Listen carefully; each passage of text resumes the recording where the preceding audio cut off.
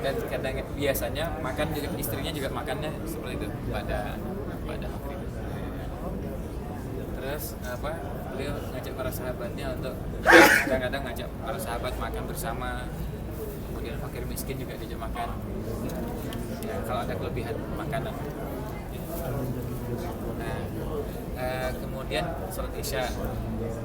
Setelah sholat isya beliau kadang-kadang menyempatkan ngobrol dengan beberapa sahabatnya ya, dan biasanya ngobrolnya nggak lama, itu jarang dan biasanya singkat, nggak lama, jadi nggak sampai gadang.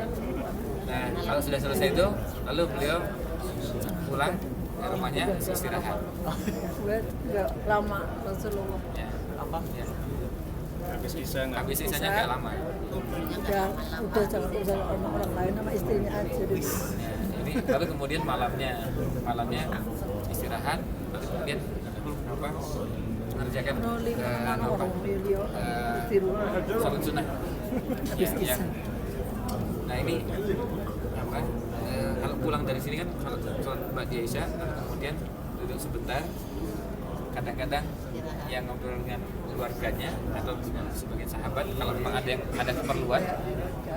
Nah, lalu kemudian beliau istirahat. Berarti nggak nonton TV loh, saudara-saudara. Jaga malam di. Nah, dan beliau ini untuk yang suami-suami ini beliau juga bercengkrama dengan istrinya ngobrol beberapa saat ya, sesuai adzan, jadi ini nggak lama-lama ngobrol.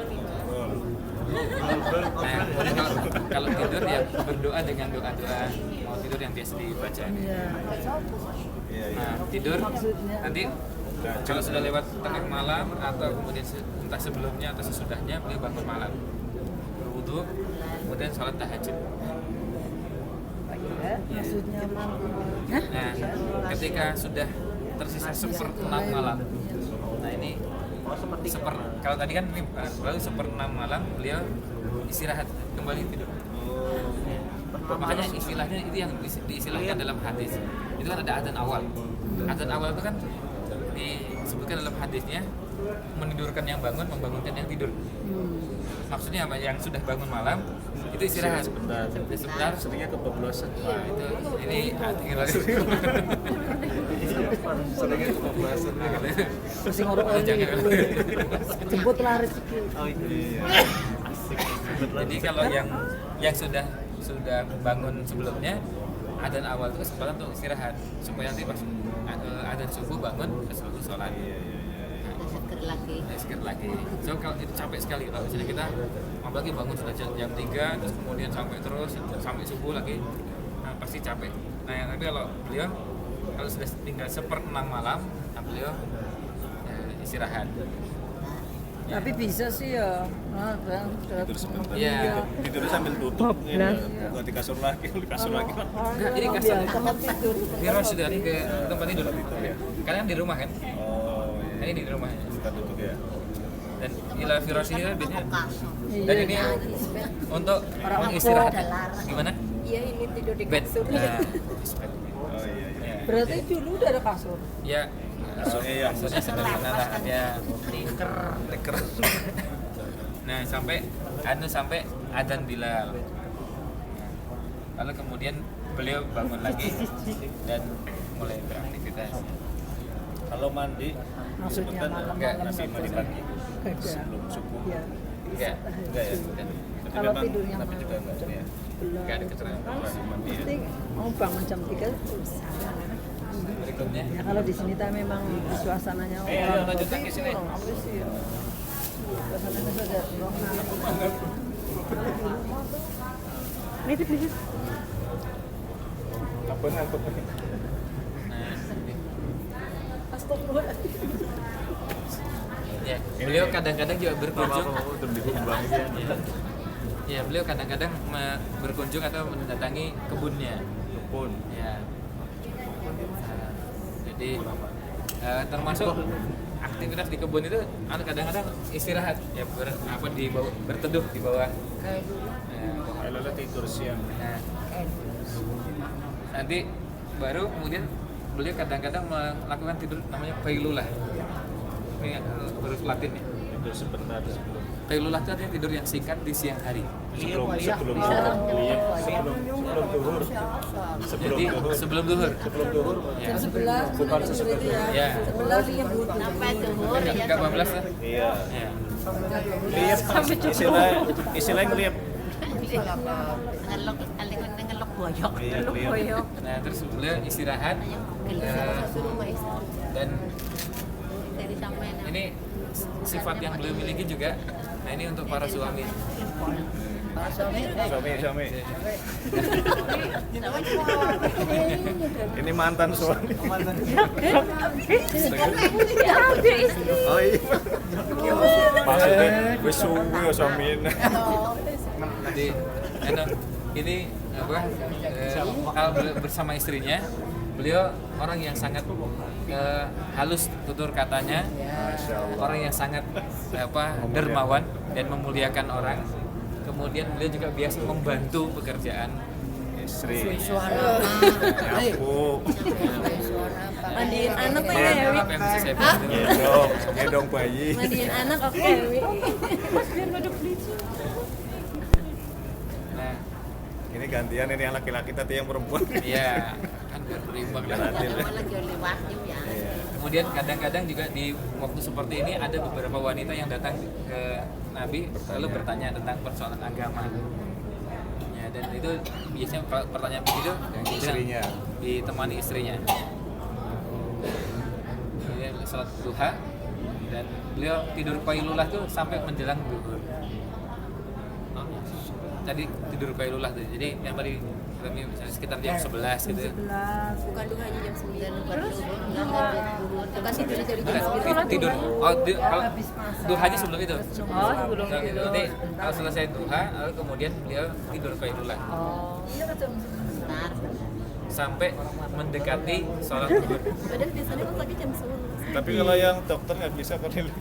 Yang tindes karya. Nanti ada pasien. Ya pas jamnya Ya, pas hari sedangnya ya, sedangnya ya. Nah, ini beliau juga insya Allah ini kita besok lakukan. Beliau berangkat setiap Sabtu dengan berkendaraan atau berjalan kaki ke Masjid Quba, lalu sholat di Masjid Quba. Jadi untuk penyebutan Sabtu ini salah satu hadis dan ini yang banyak. Tapi hadis yang lain beliau juga pernah berkunjung di selain hari Sabtu.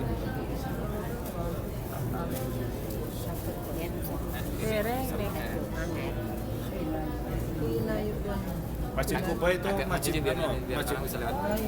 Kuba itu masjid yang pertama ya. Ya, Masjid Quba masjid yang pertama kali dibangun. Dan insya Allah besok kita nanti Iya. kita akan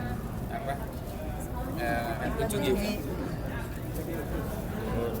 Nah, ini zuhurnya. Bangun dari qailulah. Kemudian kalau beliau bersama anak-anaknya, main dengan anak-anaknya. Sebentar. Jadi bercengkrama dengan anak-anak. Kemudian ya, kalau sudah selesai, beliau menghadap ke sahabat-sahabat. Jadi selesai sholat tuh beliau nggak langsung pulang tapi menyempatkan bertemu dengan para sahabat. Kongko. Jadi jika ada masalah atau ada soalan, Diskusi lah. jadi makanya beliau bisa cepat menyelesaikan masalah di masyarakat karena sering ketemu. Dan apalagi kalau ada persoalan yang membutuhkan penyelesaian segera dan tidak bisa ditunda, maka beliau segerakan. Kemudian pulang ke rumah, lalu sholat ba'diyah zuhurnya di rumah. Jadi selalu qabliyah ba'diyahnya di rumah. Jadi badiahnya agak lama setelah kita ngobrol Ya. nggak apa-apa ya. Nah ini sekaligus untuk menjelaskan bahwa yang namanya ba'diyah itu rentang waktunya bisa lama. Jadi tidak harus tidak harus langsung tapi bisa agak lama setelah itu. Yang penting sebelum masuk waktu sholat berikutnya. Tapi kalau dia di rumah biasanya itu sudah enggak anak foto naik. Wah, itu urusannya ada banyak lagi. Ya nggak apa-apa. Sekalian ke masjid. Nggak apa-apa, kalau bolehnya boleh. Cuma ini kan yang biasa beliau lakukan. Jadi pada nggak sholat sunnah. Nah, setelah selesai, nah ini kalau asar, selesai beliau bertemu dengan para sahabatnya juga sama. Nih, beliau ngobrol dengan sahabat-sahabatnya. Kalilan Ustaz ya. Dia ketemu kan Jadi jangan cepet-cepet pulang. oh itu untuk istri. Jangan cepet-cepet gitu. Ya bang tuangin deh ke balik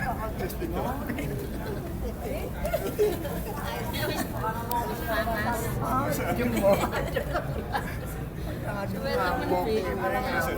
Teman-teman sampai jam berapa? Lama amat Bu. Wah itu kelamaan. Kelamaan kan bener. Gak boleh kelamaan.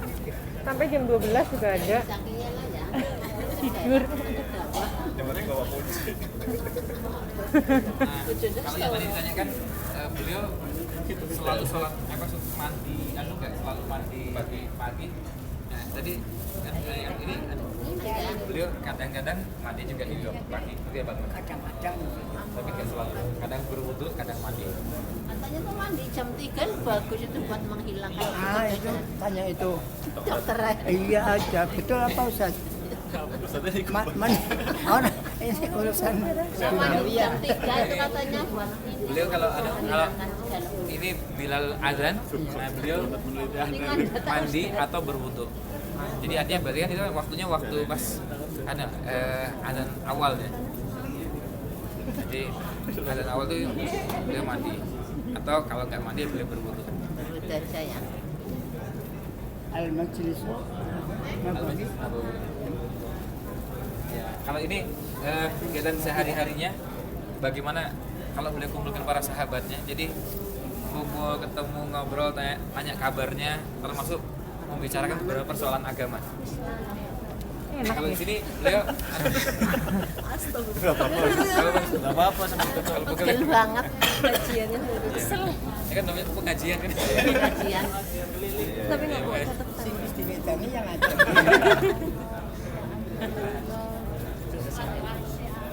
Teruskan Pak. Nah kemudian Nabi SAW juga kalau berjalan dia jalannya nampak kuat, tapi tidak berlebih-lebihan. Ya. Dan beliau tidak memaksa, biasanya kalau berjalan tidak memaksa, tidak berusaha untuk jalan di depan, paling depan supaya kelihatan berbeda dengan yang lainnya. Jadi artinya berjalan bersama sahabat-sahabatnya. Jadi kalau jalan bareng-bareng ya nggak kelihatan beda dengan sahabat-sahabat. Jajar ya. Ya, Jajar. kadang di tengah, kadang di. Jadi kan kalau berjalan ya tidak terlihat istimewa. Tidak menonjol. Nah, selalu senyum setiap kali bertemu dengan orang yang ditemui. Masya Allah. Nah, kalau ketemu anak-anak, beliau juga memberi salam. Kadang mengusap wajahnya. Masya Allah. Kalau ketemu sahabatnya, beliau memberi salam dan kemudian berjabat tangan. Kasih contoh ini lagi dikasih contoh. Kalau bertamu ke rumah orang, beliau berusaha tidak langsung menghadap ke arah pintunya, tapi agak miring. Karena bisa jadi pada saat orang buka pintu itu kan ada bagian di dalam rumah yang nggak ingin terlihat oleh orang Pakai lain. itu anaknya Kalau video kita orang agak miring kan, jadi yang terlihat cuma kelihatan pintunya, nggak lihat langsung begitu masuk langsung lihat Jangan dapurnya. langsung nongol, selonong. Kecuali keluarga ya. Iya. Nah ini